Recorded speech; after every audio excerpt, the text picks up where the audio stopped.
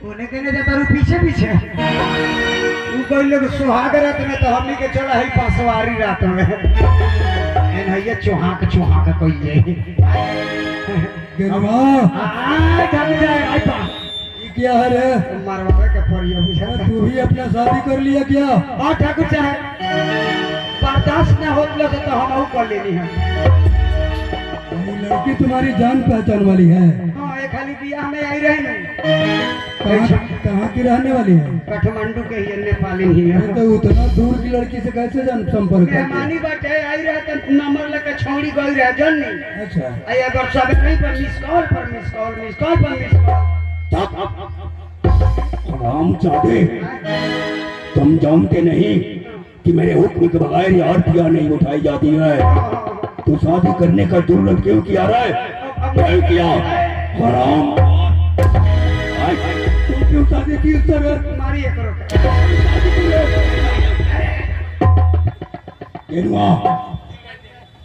मेरा बेटा सूरज का शादी हो गया। जी हो गई विदाई भी हो गई, पूरा हो गई, सब कुछ हो गई। इसके पहले जी कि मेरा बेटा सूरज और भारती एक साथ सुहाग रात मनाए, पहले मेरे बेटे सूरज को मेरे पास बुलाओ। अभी हम सूरज बाबू के बोला होते हैं। जल्दी बुलाओ। सूरज बाबू हाँ पिताजी बोलिए। सूरज, हाँ पिताजी। आज बड़ी खुशी की बात है कि तुम्हारा शादी हो गई, हाँ पिताजी खुशी की बात तो है। विदाई भी हो गई। लेकिन क्या बताओ बेटे, आज मेरे दिल में जितनी खुशी है ना, उससे कहीं ज्यादा दुख भी है। क्या बात की दुख है पिताजी? दुख इस बात की है कि तुम्हें अभी इसी वक्त मुंबई जाना पड़ेगा अपनी फैक्ट्री का कारोबार संभालने के लिए। ये आप क्या कहे पिताजी?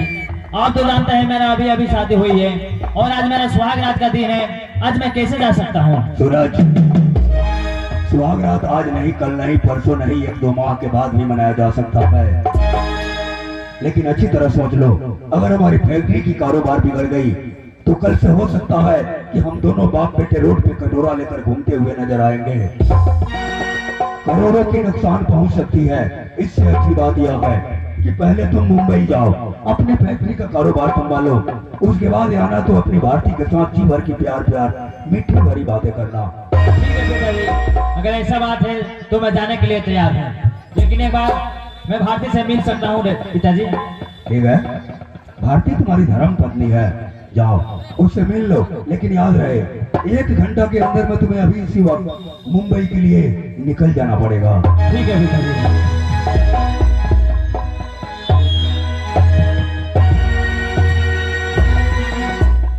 ओ भारती, भारती, आज हमको अभी मुंबई जाना पड़ेगा। ये क्या बोल रहे हैं? अभी भी तो हम दोनों की शादी हुई है, आप अभी कैसे जा सकते हैं? देखो भारती, अगर आज मैं मुंबई नहीं गया तो फैक्ट्री में बहुत बड़ा नुकसान हो सकता है, करोड़ों रुपया का नुकसान हो जाएगा। इसलिए पिताजी का आदेश है कि तुम अभी अभी मुंबई के लिए निकलो। ठीक है, जा रहे तो अच्छे से जाइएगा। ठीक है भारती, तुम भी अच्छे से रहना और अपना ख्याल रखना। ठीक है, मैं चलता हूँ भारती।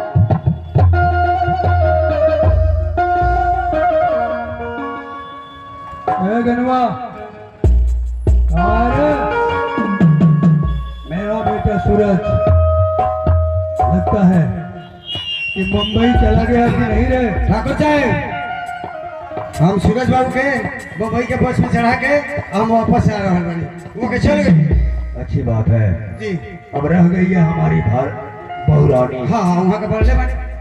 भारती, आज मैं अपनी बहू रानी का मुंह दिखाई का रस्म पूरा करने जा रहा हूँ। ये तो खुशी की बात है ठाकुर साहब। और इस मुंह दिखाई की रस्म में जी मैं अपने बहू को एक ऐसा तोहफा देने वाला हूँ हाँ। ताकि वैसा तोहफा जिंदगी में कोई भी आदमी अपने बहू को नहीं दिया होगा।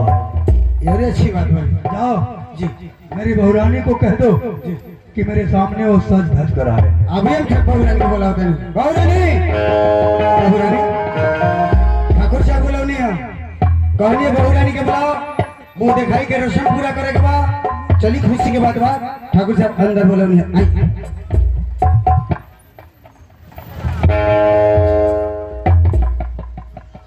जीती रहो।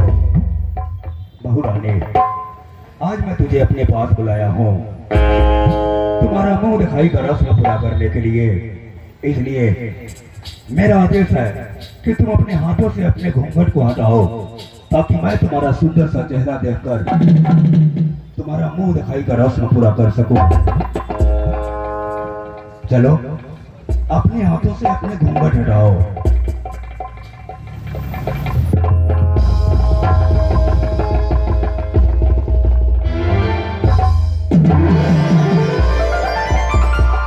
वाह, वास्तव में हमारी बहू रानी बड़ी ही खूबसूरत है।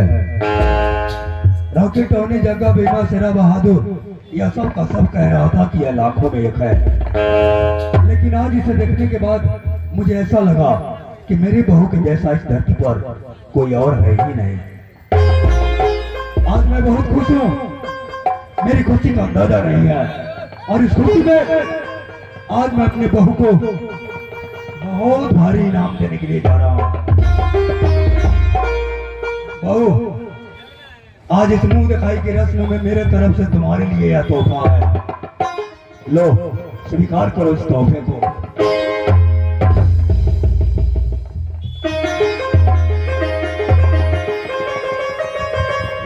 ये क्या है?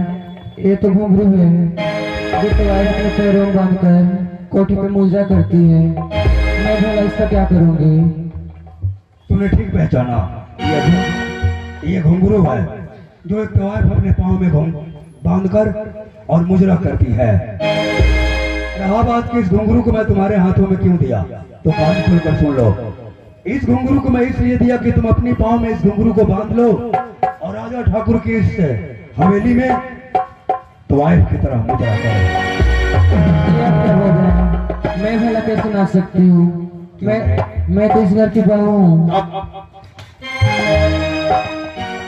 कौन कहता है कि तू मेरी बहू है? राजा ठाकुर तुझे अपनी बहू स्वीकार नहीं करता है। आज तुझे मेरे हुक्म को पालन करते हुए एक तवायफ की तरह अपने पांव में इस घुंघरू को बांधकर और मुजरा करनी पड़ेगी। आज तू मेरे सामने नाचेगी, गाएगी, झूमेगी और हमें भी झुमाएगी। बांध ले घुंघरू और नाचना शुरू कर दे। नहीं, मैं नहीं नाचूंगी। नहीं नाचोगी? नहीं। जनवा,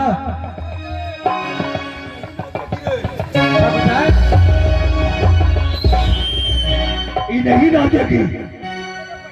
अपने पूरे फौज को ले लो और चले जाओ इसके भाई शंकर के पास।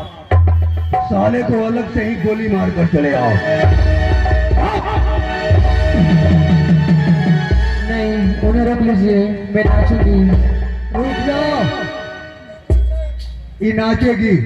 नाचेगी तो क्या कर रही हो? जल्दी इस घुंघरू को अपने पांव में बांधो और तवायफ की तरह मुजरा करनी शुरू कर दो। नचाओ इसे। तैयारी कर रहा बानी। ठाकुर साहब के राज में नाची। ठाकुर साहब, वाह, ये तो बेहोश हो गई। जाकर देखो। हाँ अगर बेहोश हुई है हाँ। तो इसके मुख पे पानी का छिट्टा मार। ठाकुर साहब पानी नहीं मिले जी तो शराब